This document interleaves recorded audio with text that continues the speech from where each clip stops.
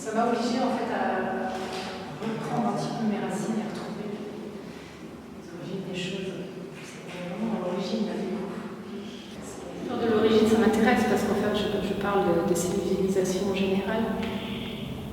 C'est cette histoire de la tour, donc c'était quand même une des premières, c'était de travailler dans une tour qui était destinée à être détruite, donc démolie.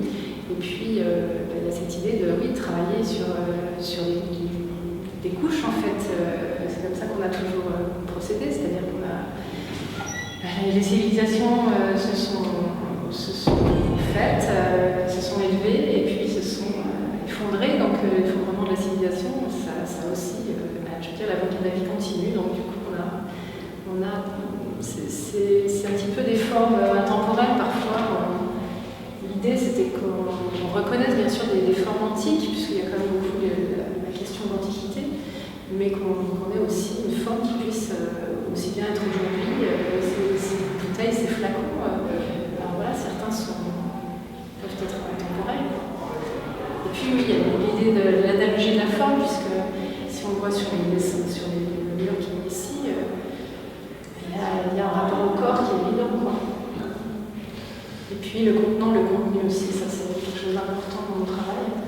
Et si on regarde les deux grandes vitres qui sont posées au sol, on aperçoit qu'il y a surtout le contenu finalement qui ressort et le contenant disparaît. Donc il y a aussi, il y a beaucoup de choses finalement, mais il y a aussi l'idée de la disparition de la forme, mais quelque chose dessous, quoi. C'est pour ça que j'explique que je travaille beaucoup par un petit peu comme je fouillerais, c'est-à-dire je gratte, en fait, j'essuie, je reprends, et à chaque fois il y a une idée de retrouver quelque chose dessous. Il y a l'idée de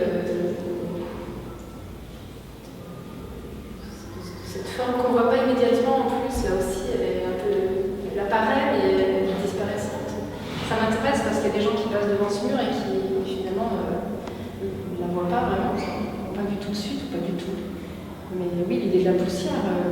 Et c'est vrai que j'ai présenté une partie du travail parce qu'il y a aussi de vraies gravures que j'ai faites, mais c'est toujours le même principe, c'est-à-dire que je gratte dans la matière, j'extrais et puis j'essaye de découvrir. Donc du coup, il y a l'idée de recouvrir parce que je mets de la matière, mais de découvrir aussi quand j'en enlève.